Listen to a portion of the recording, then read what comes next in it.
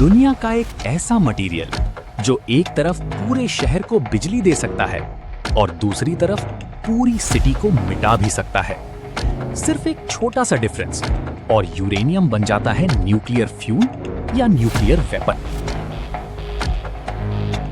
लेकिन सबसे बड़ा सवाल, ये एनरिच्ड यूरेनियम एक्चुअली होता क्या है और साइंटिस्ट्स इसे बनाते कैसे हैं? मतलब जमीन के अंदर मिले एक नॉर्मल पत्थर जैसा मटेरियल कैसे कन्वर्ट होता है दुनिया की सबसे पावरफुल एनर्जी में। आज हम स्टेप बाय स्टेप देखेंगे यूरेनियम माइनिंग से लेकर एनरिचमेंट तक का पूरा प्रोसेस सिंपल हिंदी में। सबसे पहले एक इंपॉर्टेंट बात, हर यूरेनियम डेंजरस बॉम्ब मटेरियल नहीं होता। नेचुरल यूरेनियम मोस्टली वीक होता है। उसमें एक स्पेशल टाइप का एटम बहुत कम अमाउंट में होता है जिसका नाम है यूरेनियम 235। ये वही एटम है जो न्यूक्लियर रिएक्शन इजीली करता है।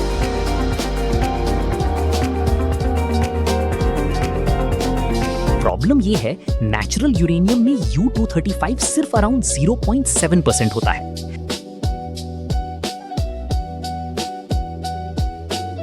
लेकिन न्यूक्लियर पावर प्लांट को ज्यादा कंसंट्रेशन चाहिए होती है।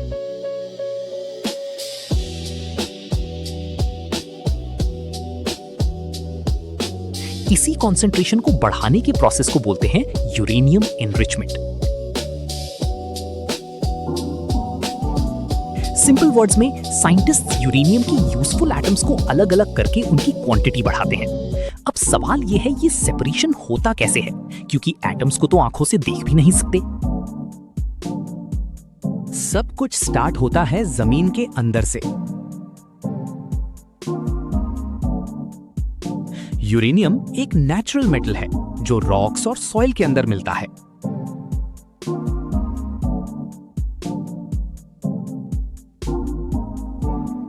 साइंटिस्ट्स माइंस में ड्रिलिंग करके यूरेनियम ओर निकालते हैं।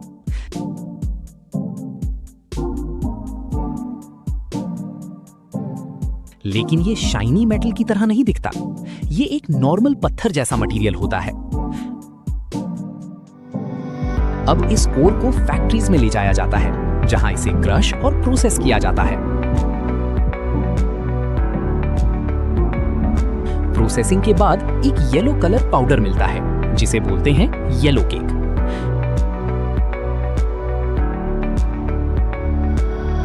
नाम फनी लग सकता है, लेकिन न्यूक्लियर इंडस्ट्री में ये बहुत इंपॉर्टेंट मटेरियल होता है।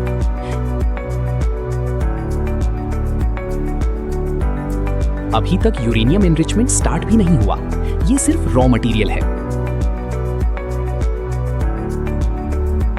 अब असली साइंस शुरू होती है। अब साइंटिस्ट्स येलो केक को डायरेक्टली एनरिच नहीं करते। पहले इसे केमिकल रिएक्शंस के थ्रू कन्वर्ट किया जाता है। फाइनली एक स्पेशल गैस बनती है, यूरेनियम हेक्साफ्लोराइड यानी UF6 गैस। क्वेश्चन ये है, गैस ही क्यों? क्योंकि गैस को सेपरेट करना सॉलिड्स के कंपैरिजन में इजियर होता है। अब यहां एक बहुत इंटरेस्टिंग चीज होती है। नेचुरल यूरेनियम में मेनली दो टाइप्स के एटम्स होते हैं, यूरेनियम 238 और यूरेनियम 235। दोनों ऑलमोस्ट सेम होते हैं, बस वेट में थोड़ा डिफरेंस होता है।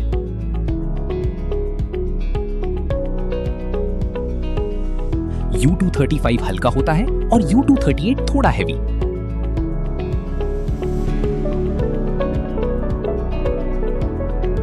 बस इसी टाइनी वेट डिफरेंस का फायदा उठाकर एनरिचमेंट किया जाता है।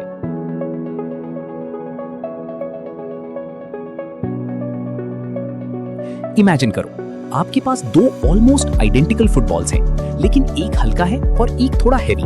नॉर्मल इंसान को डिफरेंस फील भी ना हो, लेकिन सुपर एडवांस्ड मशीन्स उस डिफरेंस को डिटेक्ट कर लेती हैं। अब आता है एनरिचमेंट प्रोसेस का heart, gas centrifuge.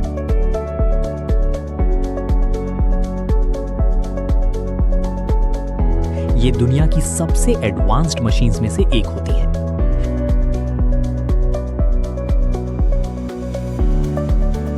Centrifuge basically एक लॉन्ग सिलेंडर होता है जो अनबिलीवेबल स्पीड से घूमता है। इतनी स्पीड कि कभी-कभी एयरप्लेन टरबाइन से भी फास्ट।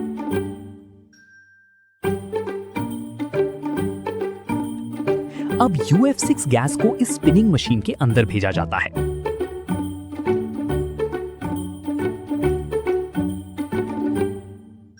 फिजिक्स का मैजिक यहां स्टार्ट होता है।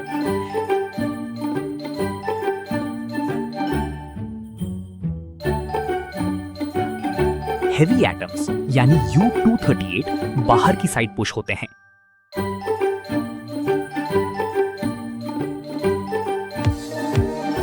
लाइटर एटम्स यानी U-235 सेंटर के पास रह जाते हैं।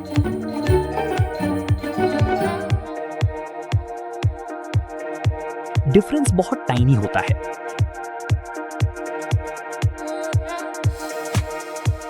एक सेंट्रीफ्यूज सिर्फ बहुत छोटा सेपरेशन कर पाता है।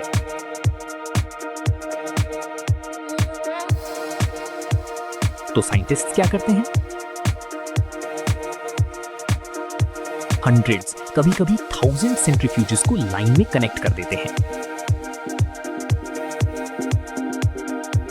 इस अरेंजमेंट को बोलते हैं कैस्केड।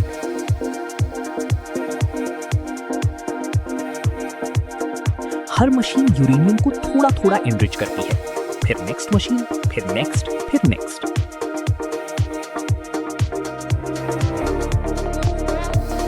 जैसे आप चाय को बार-बार फिल्टर करो और हर बार टेस्ट स्ट्रॉन्गर होता जाए।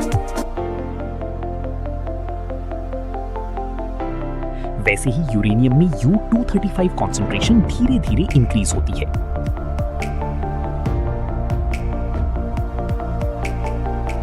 Natural uranium 0.7%, nuclear reactor fuel around 3% से 5%, और वेपन्स ग्रेड मटेरियल 90% के आसपास।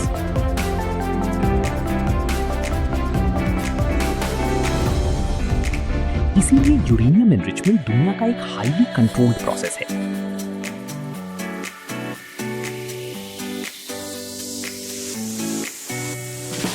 क्योंकि सेम टेक्नोलॉजी इलेक्ट्रिसिटी भी बना सकती है और न्यूक्लियर वेपन्स भी। एनरिचमेंट के बाद UF6 गैस को दोबारा सॉलिड फॉर्म में कन्वर्ट किया जाता है।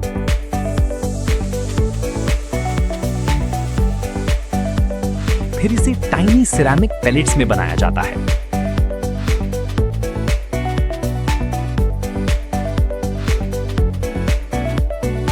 ये पेलेट्स छोटे होते हैं, लेकिन एनर्जी अनबिलीवेबल होती है।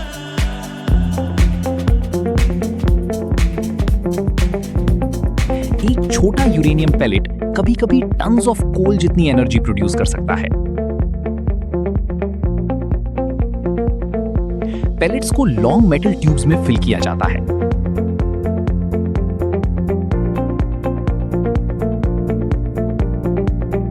इन ट्यूब्स को बोलते हैं फ्यूल रॉड्स।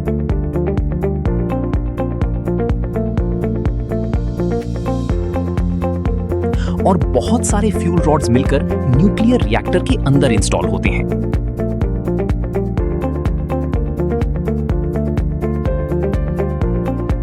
वही रिएक्टर इलेक्ट्रिसिटी जनरेट करता है।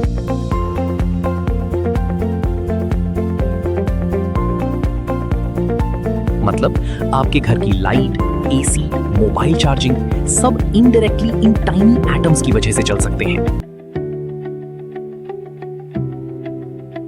सेंट्रीफ्यूजेस को परफेक्टली बैलेंस करना पड़ता है।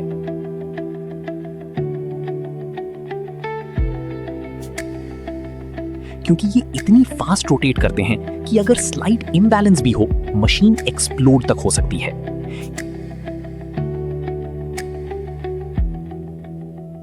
इसीलिए एनरिचमेंट फैसिलिटीज में ultra precise engineering, vacuum systems, temperature control और एक्सट्रीम मॉनिटरिंग यूज होती है। कई फैसिलिटीज अंडरग्राउंड भी होती हैं।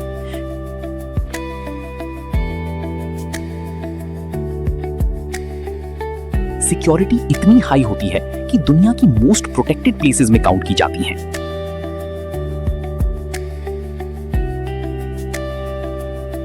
क्योंकि uranium enrichment directly global politics और नेशनल सिक्योरिटी से लिंक्ड है। Natural uranium directly nuclear bomb नहीं बन सकता। उसके लिए बहुत हाई एनरिचमेंट चाहिए होती है।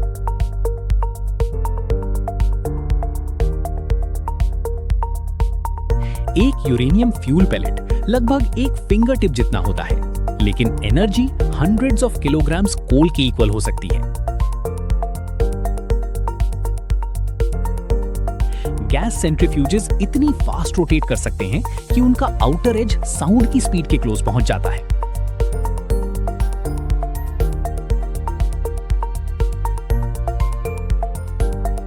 दुनिया के सिर्फ कुछ ही countries large scale uranium enrichment technology control करती हैं। तो अब आप समझ गए होंगे कि एनरिच्ड यूरेनियम कोई मैजिकल मटेरियल नहीं,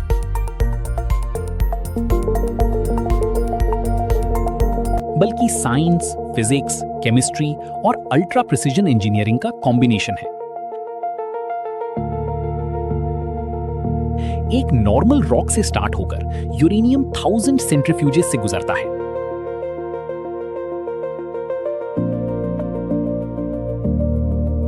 और फाइनली बन जाता है न्यूक्लियर फ्यूल। ये टेक्नोलॉजी ह्यूमैनिटी के लिए ब्लेसिंग भी हो सकती है और थ्रेट भी।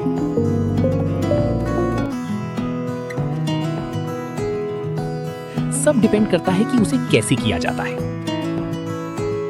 वैसे अगर आपको मौका मिले तो क्या आप न्यूक्लियर पावर को फ्यूचर एनर्जी सोर्स बनाना चाहेंगे? कमेंट में जरूर बताना। और ऐसी ही अमेजिंग प्रोसेस वीडियोस के लिए चैनल को सब्सक्राइब कर लो।